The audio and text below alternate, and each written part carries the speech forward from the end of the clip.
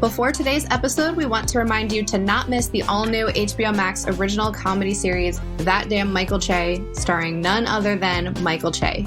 Featuring celebrity guests Omari Hardwick, Cecily Strong, Colin Jost, Billy Porter, and Method Man, among others, including one of Liz's friends from high school, which is super fun.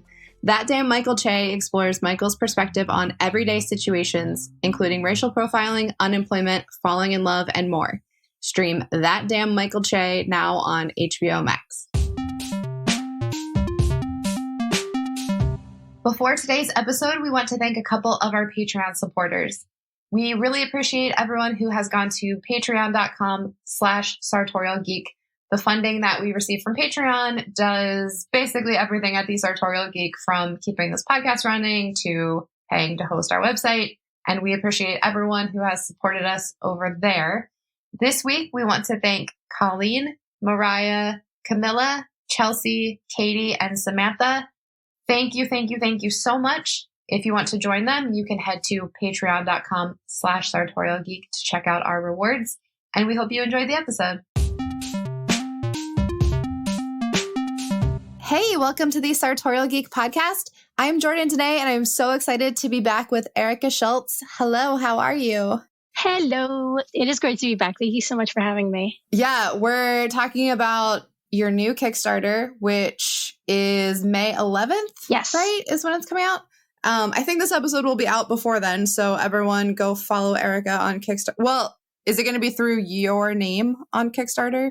Yeah, it will be through my name on Kickstarter, but it'll also, we have Deadly_Bouquet is the Twitter, and the Deadliest Bouquet comic is our Instagram.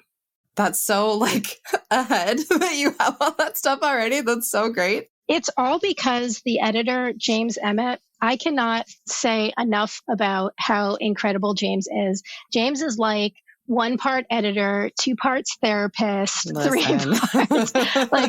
3 parts, social media god. He's fantastic and fabulous. I worked in advertising for almost 10 years, and I don't even have the same marketing brain that he has. It's all the synergy and everything. That is all him. He is the brainchild behind this, basically, the whole marketing part of it. That's awesome. You need people like that. Pretty much. With yeah. a Kickstarter, especially because everyone's wearing a zillion hats. Let me do a good job. Let's start at the beginning. This is for volume 1 of a graphic novel that you are writing called The Deadliest Bouquet. Yes. Awesome. Well, let's talk about the team, and then we'll do a teaser of what the story is. Okay. Well, the team is Carola Borelli is the line artist. Gab Contreras is the colorist. I'm writing and lettering, and James Emmett is our editor, and Kevin Wada, we got to do the cover. So I'm so excited about that. Oh my God. I love Kevin's work. It's so cool. When you sent the email, I was like, oh my gosh, are you serious? That's so great. First of all, I was so nervous just reaching out to Kevin because I'm a huge fan of his work. And I'm like, I don't know if this is something that's going to interest him. And I don't know if he has time because he's so in demand. And when he emailed me back, he's like, oh, this sounds really great. I was like, really? Oh my God. I was so blown away that he was just like, oh yeah, this sounds really great. Yeah, let's do this. I was like, oh. That's so awesome. Can we tease the cover in the show notes? Definitely. Yeah. Okay, cool. I told him the aesthetic was Clueless meets Singles meets Law and Order. Which also, that's a perfect lead into what the story is, because if that doesn't get you, then that's right up my alley. I got to read the first issue, and it is everything that I want in a comic. So I'm so excited. Yeah, I mean, I'm going back to sort of my crime writing roots, but this is taking place in 1998, which I was junior going into my senior year in college in 98. And I love the aesthetic of the 90s. And I still wear my Doc Martens and flannel and, t-shirts and my black jeans with the holes in the knees. I really did not leave the 90s at all. And I probably never will. No reason to. So I really love the sort of vibe in general. And also there was like in 98, 99, there was like this real weird sort of like paranoia about Y2K, but hadn't taken over just yet. So there was this like enthusiasm of like what the new millennium was going to be like, but then like this also kind of like wariness about like, well, what's that going to mean for the world kind of thing. So it has kind of not like an eerie vibe, but it kind of does. Like everybody's a bit on edge for obvious reasons because, you know, they're trying to solve a murder, but everybody's still a little bit on edge because they don't know like when the clock strikes midnight for 2000, what that's going to mean. That's so crazy because I obviously remember that now that you bring it up, but I fully forgot about Y2K. Like, yeah, there's been so many other crazy things since then. I forgot how wild that was. Well, that's the thing. I mean, like, so much has happened since Y2K. I mean, pandemic aside, right? You know, 9/11 and everything else. But like Y2K at the moment was huge because it wasn't just a US thing. Like it was a worldwide thing, like people freaking out about what was going to happen. And I remember I was at a party and I'll just say it. I got very drunk and I was like eating an entire box of Cheez-Its, which, you know, is never good. And I just remember being like, is the world going to end? As I'm like shoveling handfuls of Cheez-Its in my mouth. Which is such a different reason than we've been wondering if the world is going to end in 2020, but still like a little too close to home to remember that. Exactly. And like, that's like the weird thing is like, you know, and it's funny because there are people that are, you know, this year they're going to be drinking, you know, old enough to drink and have no recollection of Y2K. And it's bizarre to me, but yeah. Oh, totally. Because we're 2021. That's weird. Yeah. Oh my gosh. Is it crazy to put yourself back in that time period in the sense of like technology is different and like we didn't have iPhones and stuff? Like, is it hard to think back to like, you know, what we had access to and what life was like back then? Not really. I mean, I'm going to be 44 in about a month and a half and I'm young enough to remember, but like I'm old enough to be like, oh, wow. Like I do remember 8-track tapes. But, you know, there's one thing that I've noticed a lot with sometimes I think technology can actually hinder a story because we have so much access to everything in our pockets, literally. I think it's setting it back in the 90s gives me a little more leeway in terms of telling the story, letting the story breathe, because you're not getting your DNA results back like in 15 minutes. You know, you're not like, you can't just pick up your phone and call. And one of the characters, one of the sisters, Poppy, she has a cell phone, but it's like one of those like old brick phones. And it was back in the day when you had to count your minutes basically. Oh my gosh. You know, and they were so expensive. We'll never forget that. You know, and like you had to like wait until like 9 o'clock at night where it was like free minutes and all this other stuff. So it's like she has this physical piece of technology and she never uses it. And it really is like taking the story back then, I think helps the story along because it makes sort of some of the things that if you set the story in 2021, people would be like, that's totally implausible.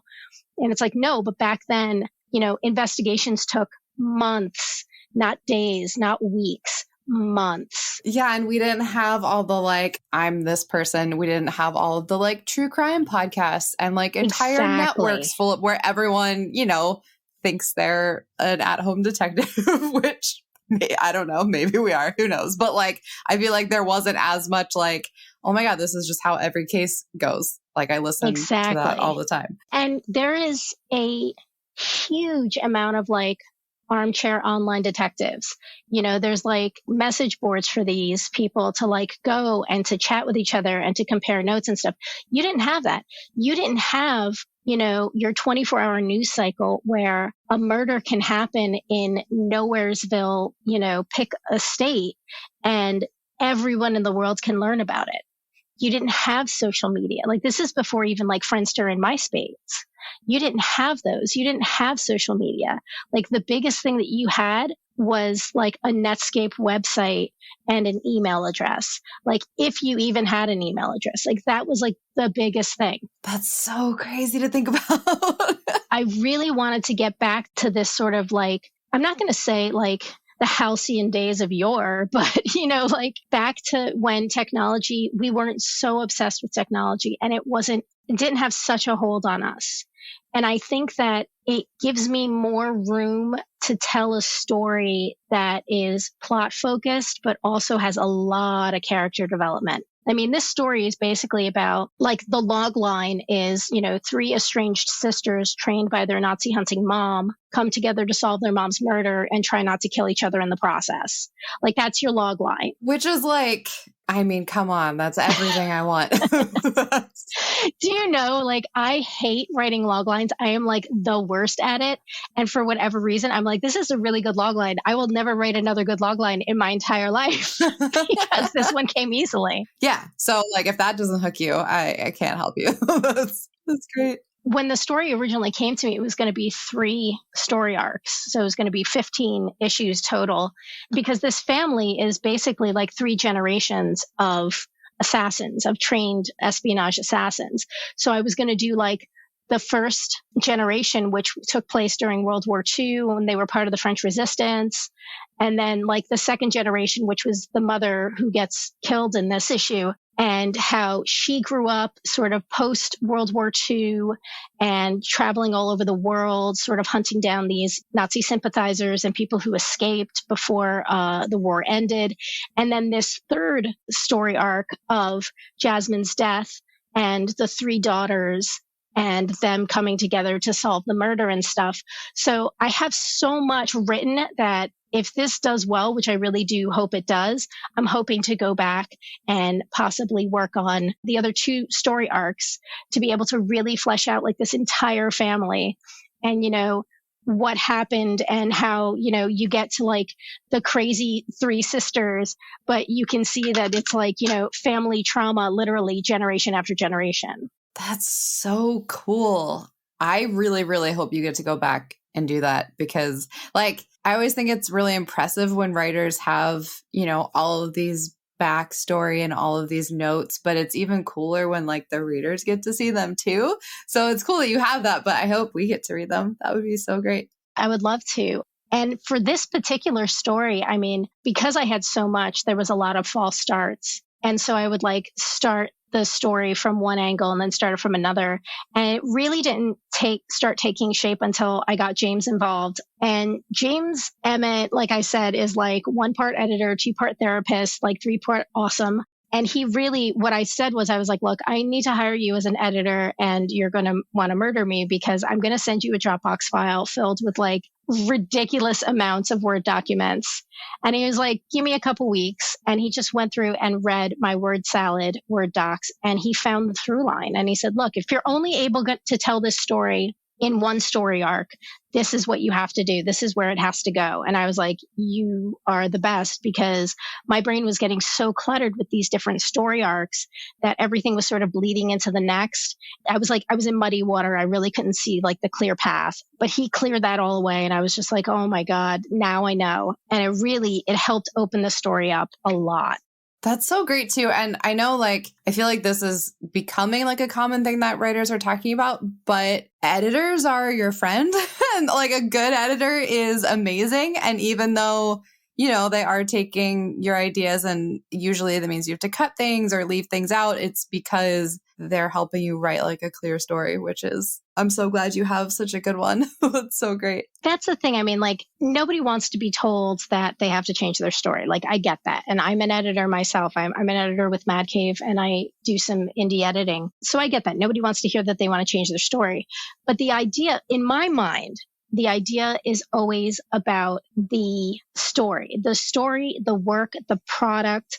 That is paramount. So ego, throw it away, because the team wants to make the best piece, like the best piece of art, the best piece of creative possible. If somebody gets stuck on a stupid dialogue line, or no, we have to show this or that, all you're doing is really bogging it down. And everybody has to be on the same page. And basically that same page is, let's make the best, most kick-ass piece of creative art that we can. And between Carolla and Gab, I hit the jackpot on this creative team. I really, really did, because they have just kicked serious ass.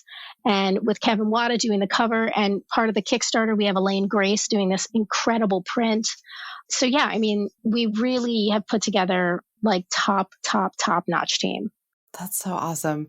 That just made me think of this. We're recording a little early to when your Kickstarter comes out. So I don't know if you have all this planned, but do you have like some rewards that you can tease of what kinds of stuff people will be able to get? Absolutely. Oh, cool. So you can get digital copies of the Deadliest Bouquet, of the trade paperback. You could also get digital copies of some of the other books that I've worked on. You can get print copies, obviously. We have the print from Elaine Grace.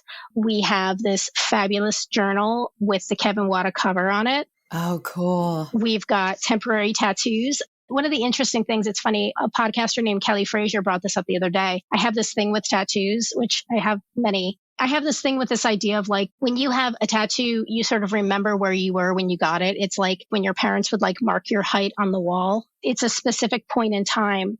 And these three sisters, like there's a lot of resentment between each other. And one of the sort of acrimonious of them is the youngest, named Violet. And as much as Violet goes to, head to head with her two sisters, she still has this tattoo on her arm of a violet, a poppy, and a rose, signifying her and her two sisters. So, as much as she might be like, screw you, whatever, you can't tell me what to do, she still felt enough to commemorate her sisters with her always. So we have like a temp tattoo of that, and we've got some great pins and just all kinds of stuff. And we also have, if you pledge at a certain level, you can actually get drawn in the book. If you pledge at another level, you can get a script review. If you going through it like right now as I'm like scrolling. Oh, these are great rewards though. Like that is, that's a really awesome list of stuff. And I think it's also really cool when Kickstarters like let you have this little behind the scenes, like the fact that you have, script reviews and stuff. That's the kind of thing you could never get access to. Yeah. And, there's a lot of people that really want to like see the process, see behind the curtain. And making comics is tough. And I'm the first person to admit that. It's not magic, but there's a lot of moving parts. And when I first started, I didn't even know the questions to ask. I think that's a lot of things. That's a lot of what sort of mystifies people about comics. They don't know what to ask. So you pledge at a certain reward, I'll go through your script with you. I will tell you what you need to do. I will tell you where your story can go. I will tell you, look, make sure that when you find an artist, it's not just any old artist that you like on Instagram. One of the important things about comics, and one thing that's really unique to comics, is because it is such a collaborative process, I've seen really great stories with really good artists, but it's not a good artist for that story. And I think that happens a lot. And it's nothing against the artist or the writer. It's just, wow, I really like this artist. I want to work with them. As opposed to thinking, I really like this artist, but they're not right. Their style, their color choices, whatever, isn't right for this particular story. That's so amazing. That's an important thing I think a lot of people don't think about. Whereas I had seen Corilla's work with Destiny New York. I had checked out some of the stuff that she had done with Wave Blue World. And I said, okay, she's got a specific style that would work very well for this. Let me see if she's available. And she was, thank God. And Gab Contreras is fantastic. And, she's worked on so much stuff like True Cult, and she's worked on a bunch of stuff for Image, and just really just a fabulous, fabulous colorist. So I'm really glad to have Gab attached to this as well. That's so awesome. And I hope if anyone listening is like an aspiring comics writer and they don't know where to start, like that type of having access to you in that way is really cool. So I feel like there are rewards for everyone with this Kickstarter, which is awesome. And, another thing that we have is we have kind of like a grab bag where if you pledge, it won't just be like the Deadliest Bouquet, but you would get like a couple issues of some of my other work. So like something like Charmed, or something like Xena, or M3, or, a whole bunch of stuff. And it could be pretty much anything, but, just to show that I do different things and to maybe sort of pique your interest in something else that I've worked on. That's so awesome. That actually reminds me, when you said this is getting you back to crime writing, what is that? I have so many questions about that. Okay. So the first comic that I ever put out was M3. And when I put M3 out, it was like, oh, well, Erica's the person who writes crime fiction. I was like, poor man's Ed Brubaker kind of thing, which I'm totally fine with because I'm a huge fan of Ed Brubaker's work. But then the work that I started getting, a lot of it was, the work for hire work was, oh, we need to write a crime story about a strong female character. Let's get Erica to write it. The one to do it. I was kind of, I guess typecast is the wrong word, but I was kind of typecast with that. And I think that I really broke out of that with 12 Devils Dancing, which was a crime story, but it was also horror. And I broke out of it even more when I did Forgotten Home last year, because that was, YA urban fantasy. And it was like, wait, what? You write YA urban fantasy now? Like, when did that happen? Imagine that. You can write all kinds of things. Exactly. Right. You can write all kinds of things. So yeah. So I'm sort of going back to my roots to, there's no magic in this. It's kind of like Charmed meets Knives Out, but even sexier. No offense, Chris Evans. I mean, a sexier Knives Out is great. So, I mean, the language, it is adult language. There are some adult situations. Well, it's also a murder story. So I hope everyone would get from that it's not like for kids, but that is a good thing to put out there just in case. Yes, it is not for children. There is a lot of bad language, and we have a very unapologetic pansexual who is just will flirt with anything on 2 legs, 4 legs, any legs. That is awesome. Yeah, you definitely get a taste of the personalities of the sisters in the first issue. And I can see how their dynamic is like very real to sister dynamic, but I'm excited to see like how it plays out because they're not just like chill best friends from the get. No. Well, I'm one of 3. 3 is hard. Like 3 is a hard number of siblings to have. Are you one of 2, one of 3? I was one of 3. And then I had like a surprise sister 14 years later. But so I remember there being 3 of us as kids and it was not always great. So, there's this round robin of like alliances, and what it really comes down to is survival. Like who are you going to bet on is the sibling that's going to win this argument. Yep. That's where you're going to go. And it's not 3 sisters. In my case, I have an older brother and an older sister, but it was us, like Christopher and I ganging up on Karen, Karen and I ganging up on Christopher, Karen and Christopher ganging up on me. Like it was this constant round robin. At the age that I'm at now, my brother's going to be 50 next year, we can laugh about it. But when you're there, when you're in it, it's not a laughing matter. Like this is like heartbreaking, like this, like the sibling rivalry and the back and forth is, it's real. It really is. And I think that there's a scene in that first issue where one sister hugs the other. And then within literally the next panel, she's admonishing her for something, and it's like, that is how fast this will turn on a dime. That's just real. And I kind of feel bad for people who are only children because they don't know this dynamic unless they've had like close cousins or close friends or whatever. Like they don't know this dynamic that it really is this sort of round robin of like, I hate you, but wait, are you going to win this argument? Right. Are you going to cover for me so mom doesn't know what I did? Okay, then I'm on your side. And also like, there are situations where emotions are running, much higher than they normally would be. And a family murder has got to be at the top of the list of like, everyone's a little extra touchy in that moment. Yeah. And it's this idea of like, everybody was trying to live their own life. One of the biggest contentious issues for the sisters is that Rose stayed behind to help Jasmine run the flower shop. Whereas Poppy, ran off to California, got married, had kids, like tried to live her own life and like create her own family. Violet just decided I'm just going to travel the world and, be a model and, maybe kill some people on the side if I want, for a little extra cash kind of thing. And, Rose sort of resents the bravery of the two of them to do that. At the same time, she's proud of them, but she resents it because she feels that if she decided to do that, it would never work. And the same thing with Poppy. Like Poppy went out, has a husband, has kids, doesn't want anything to do with the craziness and dysfunction of her family. And then this happens, she gets sucked right back in. She gets brought back into the fold and it's old bullshit.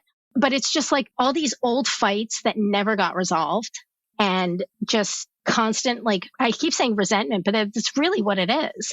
It's these old fights that nobody ever really sat down with a therapist and worked out that it probably should have.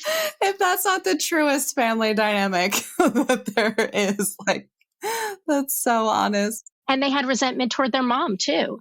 Yeah, it's a lot of sort of family craziness, but I think it's actually pretty damn real in general, just because, like, you see how something like this can really drive a wedge between them, but at the same time bring them closer.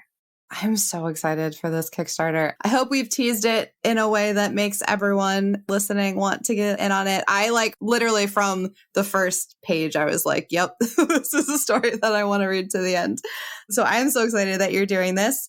And it's May 11th, 2021. Yes, we didn't want to do it May 4th because we would May the 4th be with you. So I was going to say every Star Wars, everything is happening on May 4th. Yeah, exactly. Can you remind everyone what the social handles are for? For Twitter, it is deadly_bouquet.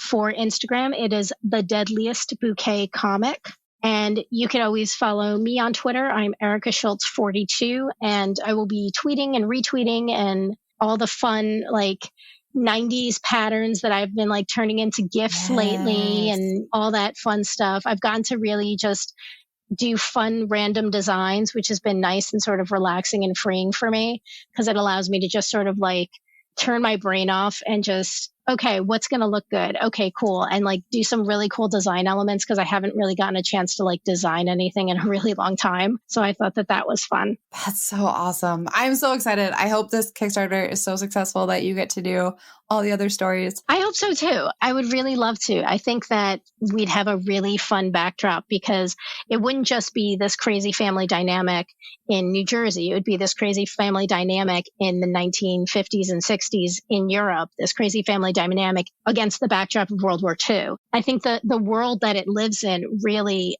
helps create this, like, tension and really sort of ups the stakes. I want to read that. So I hope it happens. That's so awesome. Thank you so much, Erica. And please, everyone, follow Erica for, like, I mean, just, you are writing things all the time. So you should follow this particular Kickstarter, but also everyone should follow you just to get all your other stories in the future. And thank you so much for taking the time to have me on. I always love listening to the podcast because you're always so genuinely enthusiastic about stuff. And I'm like, yay. Listen, this is like comics meets true crime meets sister rivalry. Like, this is the most up my alley it could possibly be. So I honestly can't wait. And I'm so excited to see your Kickstarter May 11th. Thank you.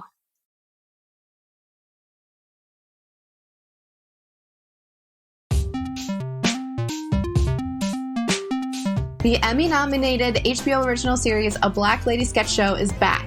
Don't miss all new episodes of the hilarious sketch comedy series featuring creator Robin Thede, Ashley Nicole Black, Gabrielle Dennis, Lacey Mosley, Sky Townsend, and tons of celebrity guests. And to celebrate, we're giving away Eden Bodyworks gift cards over on Instagram at Sartorial Geek. Watch A Black Lady Sketch Show Fridays at 11 p.m. on HBO and streaming on HBO Max.